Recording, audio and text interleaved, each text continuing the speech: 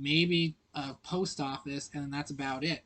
Because the people who live there are moving to the actual cities or moving out of state to places where there are economic viability, is that they don't just like live in a trailer next to a farm. They sometimes work on a farm and make $3 an hour because they don't have to pay them the state minimum wage because the economy there could not support paying someone $7 an hour. I mean, the cost of living today is just absolutely fucking insane, and like we're nowhere near like following the trajectory of wages staying with that cost of living, and it's not only hard to live in smaller communities for those reasons, but it's hard to live in a smaller community that doesn't have a hospital.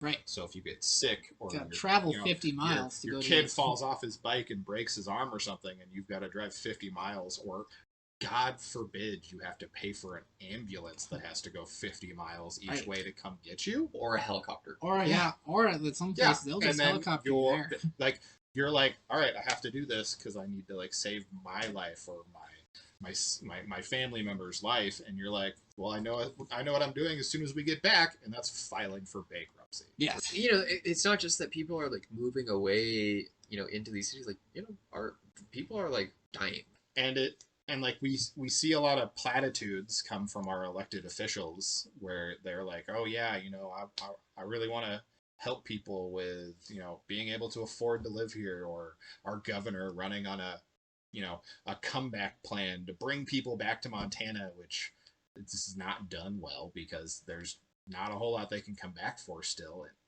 And people will say that they want to, run to help people with mental health issues and to lower the suicide rates. But then we show up and they spend all of their time on bills like, you can't discriminate against someone based on gun ownership instead of something. That class of citizen in Montana is the most discriminated against in the state. Really that for a fact. It's really not. That's what the legislature likes you to believe. Well, and then we have Teresa Manzella with like 27 bills just about election fraud and changing how we do that to make my life more frustrating on election night, because then I have to refresh my computer every 5 minutes for 40 hours before I can get any results, because she wants every single ballot hand counted. And it's just like heartbreaking and disheartening and sad that these people keep getting elected and refuse to do the things that will actually help people that live here. To put a kind of bow on today's episode before we get too away from our into the weeds. Yeah, before we get too into the weeds, because I think we're gonna have plenty of time to do that. And whoever's editing this is gonna have a lot of fun cutting it down at the time. and we're all gonna hate each other after this. Like, why the fuck did you cut that? He talked so fucking long. Hey, I feel like you're talking about me here.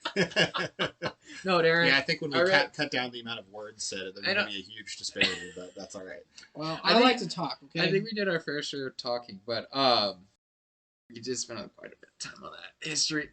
But but it is, like, I'm only saying one word after here. I think that if anything, where this big problems are the base guy is trying to solve is, like, access to information. Maybe if we put information out there in a different venue, which hasn't totally been done. Mm-hmm. There's plenty of podcasts out in the world,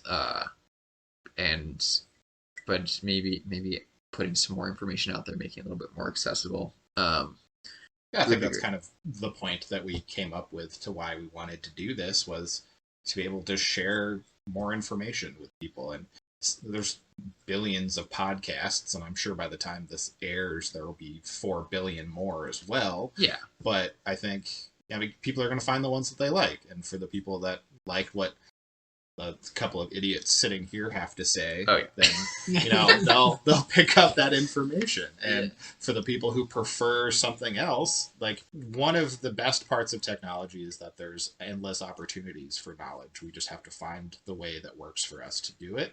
And I think that having people who have worked in Democratic politics and Republican politics and different fields throughout our lives, we can bring different experience and knowledge to the conversations that we have here, so that way it can work for more people and it's not completely one-sided. Right.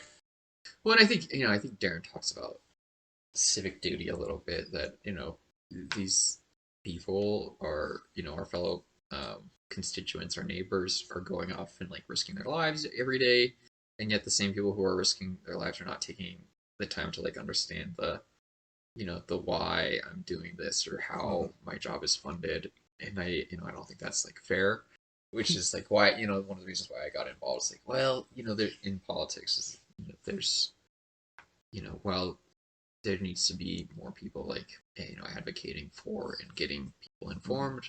And there are lots of venues, and it does take a little bit of time, but a little bit here or there. Don't be like pulling up the Google while you're driving or whatever, but maybe take 5 minutes to like look at a news story or listen to your neighbor about it, and not have a little bit more of an open mind. And I think that's what we hope to accomplish throughout this. I'm saying words right now with my mouth, and I'm like, how do we fucking end this? I think it's really easy just like close it up. Do we have like a warm platitude to get that? I think we've put a good bow on the course of the conversation. Do we have a great to continue these conversations? I don't feel like we thought of a sign off, a Baba Booey, like a catchphrase. I don't think we planned a sign off of any kind. I thought we're just like, I think it's just like come back next time for like for more for trying to figure out to solve more problems in the big sky. Like maybe. I thought that we said that we're not going to solve all the problems. Right, we're just going to talk about it. Well, hopefully we didn't solve any problems, and we didn't accomplish anything. Maybe you listened to 2 or 3 words that came about our mouth holds. And, right. I think at the end of the day, like if you enjoy just kind of having a general conversation about rural politics in a rural state, that this is what this podcast is for. Yeah, maybe share the podcast. Follow us on Twitter. Oh yeah, we have a Twitter. Probs Big Sky, and you can follow us there. Find some of our shit posting that we do. By the time human beings are listening to this who aren't us. Yeah, the next session will have already started. Yeah, the legislative session we talked about today in action. Hopefully, we're still relevant. Hopefully, the state is still around and hasn't completely fallen. I don't think it's gonna be as doomsday as everyone likes to think. Sure, some really dumb things are gonna happen, but you just gotta take the dumb things with the good things. And just keep on rolling. If it was all just like butterflies and apple pies, this would be a very boring podcast, and no one would want to listen to it. People want to hear about the stupid stuff that happens. Share this with your friends. I don't know. If you've got questions for us, or maybe ideas you want us to talk about, let us know on Twitter, and we can or email bigproblems under the big sky @gmail.com. Yep. Let us know what you want to hear and what topics you want to hear us, idiots ramble on about for an hour and a half. We know things. We know some things. I think that's a good place to end. Yeah, I think we can just cut the recording now. I think we know enough things.